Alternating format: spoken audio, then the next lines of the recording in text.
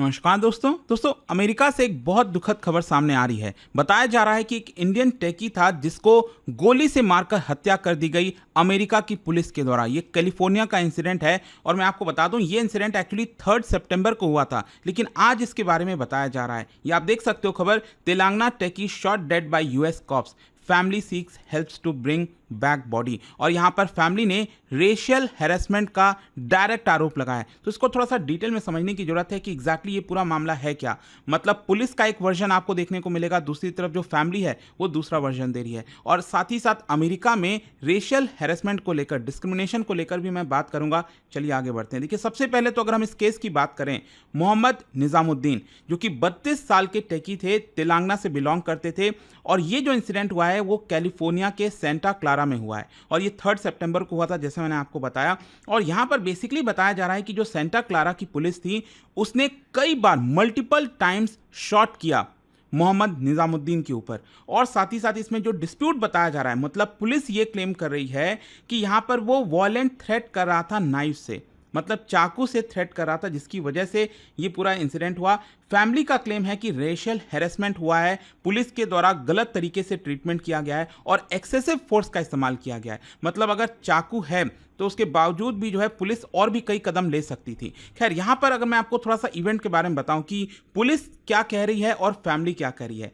Police का version ये है कि सबसे पहले 911 पर कॉल आया पुलिस को और कॉल पर बताया गया कि एक स्टैबिंग का इंसिडेंट हुआ है, मतलब किसी को चाकू मारा गया है। ये पुलिस को बताया गया 911 पर। और ये बेसिकली सेंटा क्लारा में जो रेसिडेंशियल यूनिट है वहां पर पुलिस को बुलाया गया। अब पुलिस जैसे ही वहां पर आती है, मतलब ये पुलिस का कहना है कि जब हम वहां पर पहुंचे तो हमने पाया कि जो निजामुद्दीन है, मोहम्मद निजामुद्दीन, वो हाथ में चाकू पकड़ा हुआ है और उसका जो रूममेट है वो नीचे गिरा हुआ है, पिन डाउन जो कहते हैं, और उसको इंजरीज हुई है, मतलब चाकू से उसको घोंपा गया है। ये पुलिस का कहना है। और उस समय चाकू निजामुद्दीन के हाथ में था। तो पुलिस का कहना था कि हमने बार बार उसको बोला, कमांड दिया कि वेपन को ड्रॉप कर दो, वेपन को गिरा दो, लेकिन वो हमारी नहीं सुना। कई बार हमने ये किया, उसके बावजूद जो है मोहम्मद निजामुद्दीन चाकू छोड़ने के लिए रेडी नहीं था, जिसकी वजह से हमें फायर करना पड़ा। मतलब आप समझिए, बताया जा रहा है कि 4 गोली चलाई गई है, मतलब डायरेक्टली मोहम्मद निजामुद्दीन के ऊपर। और उसके बाद उसको हॉस्पिटल ले जाया जाता है, लेकिन तब तक जो है उसकी मृत्यु हो जाती है। तो ये पुलिस का वर्जन था। दूसरी तरफ फैमिली ये कह रही है भारत में कि जो मोहम्मद निजामुद्दीन है उसने खुद 911 पर डायल किया था। आप समझिए कितना ज़्यादा आपको डिफरेंस देखने को मिलेगा। पुलिस कह रही है कि उसको कॉल आया था 911 पर कि स्टैबिंग का इंसिडेंट हुआ है। फैमिली का कहना है कि मोहम्मद निजामुद्दीन ने खुद कॉल किया था 911 पर पुलिस से हेल्प लेने के लिए, क्योंकि वो ऑलरेडी बहुत ज़्यादा स्ट्रेस से गुजर रहा था, क्योंकि उसके साथ रेशियल हैरेसमेंट किया जा रहा था, उस जो वहाँ पर वर्क करता था यूएस के अंदर। और साथ ही साथ जो फैमिली डिस्प्यूट कर रही है कि देखो, जो पुलिस का क्लेम है ना कि उसने स्टैब किया है, मतलब उसने चाकू घोंपा है, मारा है रूममेट को, ये गलत है। साथ ही साथ पुलिस जो है वो रेशियल बायस के तहत एक्ट कर रही थी। मतलब अगर मान लो उसके हाथ में चाकू था उस समय जब पुलिस पहुंची, तो चाकू होने का मतलब ये थोड़ी कि आप उसको मतलब गोली चला दोगे उसके ऊपर, ये तो एक्सेसिव फोर्स हो गया। साथ ही साथ यहाँ पर नॉन लीथल मेथड भी इस्तेमाल कर सकती थी पुलिस, टेजर्स वगैरह जो होते हैं। मतलब यहाँ पर चाकू है तो ऐसा तो थोड़ी है कि यहाँ पर पुलिस को खतरा है। तो इसी की वजह से फैमिली का ये कहना है कि एक्सेसिव फोर्स का इस्तेमाल किया जा रहा है। और साथ ही साथ फैमिली ने यह भी बताया कि आप मोहम्मद निजामुद्दीन के पिछले वाले सोशल मीडिया पोस्ट पर भी देख सकते हो, जहां पर वो रेशियल हेट्रेड के बारे में बात कर रहा है। वो बात कर रहा है कि कैसे वर्क प्लेसेस पर वाइट सुप्रीमेसी का एटीट्यूड है, साथ ही साथ गलत तरीके से लोगों को टर्मिनेट किया जाता है, वेज फ्रॉड होता है, जो एशियन पीपल हैं, बाहर से आए हुए लोग हैं, और साथ ही साथ डिस्क्रिमिनेशन होता है, हैरेसमेंट होता है ब्लैक लोगों के साथ। तो ये सब कुछ के बारे में बात किया गया था उसे सोशल मीडिया पोस्ट पर। अच्छा, यहां पर जब हम एलिगेशंस की बात कर रहे हैं रेशियल हैरेसमेंट की, तो जो मोहम्मद निजामुद्दीन है, ध्यान रखिएगा, he was highly qualified Indian techie जो कैलिफोर्निया में काम कर रहा था। और उसने अपना फ्रस्ट्रेशन लिंक्डइन पे भी बताया। वहां पर आरोप उसने लगाया कि कैसे जो कोलीग्स हैं उसके और जो कंपनीज हैं वो रेशियल हैरेसमेंट करती हैं, फ्रॉड करती हैं, डिस्क्रिमिनेटरी प्रैक्टिसेस अपनाती हैं। और उसकी राइटिंग्स में आपको साफ देखने को मिलेगा कि अमेरिका के अंदर एक मेंटालिटी है रेसिज्म की, रेशियल हेट्रेड की, जो कि नहीं होनी चाहिए। तो फैमिली का बेसिकली यही क्लेम है कि ऑलरेडी वो बहुत स्ट्रेस से गुजर रहा था, वर्क प्लेसेस पर इंडियन आइडेंटिटी था क्योंकि उसका, तो इसलिए उसको हैरेस किया जाता था। तो ये हैरेसमेंट की वजह से बहुत ज़्यादा टॉर्चर से वो गुजर रहा था, लिविंग कंडीशंस काफ़ी ख़राब हो रही थी। तो फैमिली का ये मानना है कि इन एक्सपीरियंस की वजह से यहाँ पर रेशियल प्रोफाइलिंग प्रॉब्ली जो की जाती है, उसकी वजह से कहीं ना कहीं पुलिस के अंदर बायस आया होगा और पुलिस ने भी यहाँ पर उसको गोली मार दी होगी। तो पुलिस का कंडक्ट इस समय स्क्रूटनी में है, क्योंकि यहाँ पर जब पुलिस ने लीथल फोर्स का इमीडिएट इस्तेमाल किया rather than using paper spray, negotiations कर सकती थी पुलिस, काफ़ी कुछ कर सकती थी, लेकिन पुलिस ने डायरेक्टली शूट कर दिया। और पुलिस का परसेप्शन यही है कि जैसा मैंने आपको बताया कि मोहम्मद निजामुद्दीन थ्रेट बन चुका था और इसी की वजह से उनको ये करना, तो इसके बारे में इंक्वायरी होना जरूरी है। क्या यहाँ पर जो बायस था पुलिस का, वो कॉन्शियस था, अनकॉन्शियस था, तो इन सब के बारे में इवैल्यूएशन होना काफ़ी ज़रूरी हो जाता है। लेकिन इसका लीगल और डिप्लोमेटिक एंगल समझिए। देखो अभी केस क्या है, इसको इन्वेस्टिगेट किया जा रहा है सेंटा क्लारा पुलिस डिपार्टमेंट के द्वारा और डिस्ट्रिक्ट अटर्नी ऑफिस के द्वारा। यूएस के अंदर क्या होता है कि अगर कोई भी शूटिंग का इंसिडेंट होता है ना, तो वहां पर एक रिव्यू चेक होता है, जिसके तहत यह देखा जाता है कि क्या जो फोर्स का इस्तेमाल किया गया, मतलब गोली चलाई गई, क्या वो लॉफुल था या फिर प्रोपोर्शनेट था, क्या यहाँ पर जो ऑफिसर्स हैं वो प्रोटोकॉल को फॉलो कर रहे थे कि नहीं, क्योंकि आप डायरेक्टली शूट नहीं कर सकते, आपको वार्निंग देनी चाहिए, डी एस्केलेशन होना चाहिए, नॉन लीथल मेथड्स अपनाना चाहिए। तो यहाँ पर क्या रेशियल बायस का कोई रोल था, इसके बारे में इन्वेस्टिगेशन चल रहा है। इंडियन गवर्नमेंट, मतलब हमारी जो मिनिस्ट्री ऑफ एक्सटर्नल अफेयर्स है, उनको इसके बारे में इन्फॉर्म किया गया है। प्रॉब्ली वो लोग यूएस अथॉरिटी से पूरा डिटेल मांगेंगे, यहाँ पर असिस्टेंस प्रोवाइड करेंगे फैमिली को, ताकि जो बॉडी है उसको भारत लाया जा सके। एंड पॉसिबली भारत जो है इंडिपेंडेंट प्रूफ की मांग करेगा रेशियल बायस, क्योंकि इसके अंदर साफ साफ देखने को मिल रहा है। अच्छा, ओवरऑल अगर मैं अमेरिका की बात करूं तो आप समझिए 4.5 मिलियन पीपल इंडियन ओरिजिन के आपको अमेरिका में देखने को मिलेंगे। 45 लाख कोई छोटा नंबर नहीं होता है। और पहले भी अगर आप इंसिडेंट देखोगे, जैसे 2016 में काफ़ी ज़्यादा ये बड़ा इंसिडेंट बन गया था, इंडियन इंजीनियर श्रीनिवास कुचिबोतला, तो उनको शॉट डेड कर मार दिया गया था। एंड वहाँ पर भी कहीं ना कहीं रेशियली मोटिवेटेड हेट क्राइम आपको देखने को मिलेगा। 2022 में भी कई इंडियन ओरिजिन से रिलेटेड मामले सामने आए थे और यूएस के द्वारा गलत तरीके से ट्रीट किया जा रहा था। तो इस तरह के कई इंसिडेंट आपको पास्ट में देखने को मिलेंगे।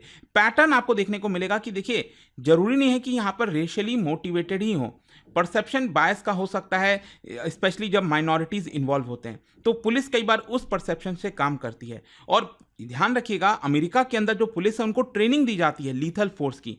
मतलब अगर पुलिस को लगता है कि कोई वेपन का थ्रेट है, तो पुलिस को ट्रेनिंग होती है कि वो लीथल फोर्स का, मतलब गन का इस्तेमाल कर सकते हैं। एंड इसी की वजह से बाकी कंट्रीज के मुकाबले अक्सर आप देखते होंगे कि अमेरिका में इस तरह के इंसिडेंट्स काफ़ी ज़्यादा होते हैं। And that is one of the biggest reason कि यहाँ पर जिस तरह से ट्रेनिंग प्रोवाइड की जाती है वहाँ की पुलिस को, और कई बार वो लोग ज़्यादातर मतलब जो है इसका इस्तेमाल जल्दी में कर देते हैं, जो कि शायद नहीं होना चाहिए। तो ये देखने को मिलता है। वैसे मैं आपको बता दूं कि रेशियल डिस्क्रिमिनेशन के खिलाफ अमेरिका में कई कानून भी बनाए गए। ऑल्दो अगर आपने इतिहास पढ़ा होगा अमेरिका का, तो काफ़ी ज़्यादा मतलब ब्लैक लोगों के प्रति जिस तरह से परसेप्शन था, जिस तरह से डिस्क्रिमिनेट किया जाता था, धीरे धीरे करके कई सारे कानून लाए गए। जैसे आपको याद होगा सिविल राइट्स एक्ट 1964 का, वोटिंग राइट्स लाया गया ब्लैक पीपल के लिए 1965 में, फेयर हाउसिंग एक्ट हो गया 1968 का, equal employment opportunity commission, hate crimes prevention act 2009 में। तो ये आपको देखने को मिलेगा कि कई कानून आए हैं, लेकिन उसके बावजूद भी जो है सिचुएशन ठीक नहीं हो पाई है। वैसे मैं आपको करंट ट्रेंड बता दूं, यूएस के जो वहाँ के लोग हैं उनको एक थ्रेट ये रहता है कि जो माइनॉरिटीज़ हैं वो ज़्यादा पॉपुलेशन हो जाएगी उनकी 2045 में। मतलब आज के डेट में काफ़ी ज़्यादा आपको डाइवर्स देखने को मिलेगा यूएस। और जिस तरह से पॉलिटिकल डिबेट इस समय छिड़ रखा है अमेरिका के अंदर, और स्पेशली ट्रम्प के आने के बाद आप देखे होंगे इमिग्रेशन को लेकर, पुलिसिंग को लेकर काफ़ी चर्चा होती है। और यहाँ पर मूवमेंट चलते रहते हैं लगातार, black lives matter, stop Asian hate, इस तरह के लोग वहाँ पर मूवमेंट चलाते रहते हैं ताकि उनके खिलाफ डिस्क्रिमिनेशन ना हो। तो अल्टीमेटली देखो, ये वाला जो केस है इंडियन टेकी के खिलाफ, तो यहाँ पर बहुत सारे अनआंसर्ड क्वेश्चंस हैं। जैसे कि फॉर एग्जांपल जो मोहम्मद निजामुद्दीन है, क्या उसने एक्चुअल में अपने रूममेट पर अटैक किया?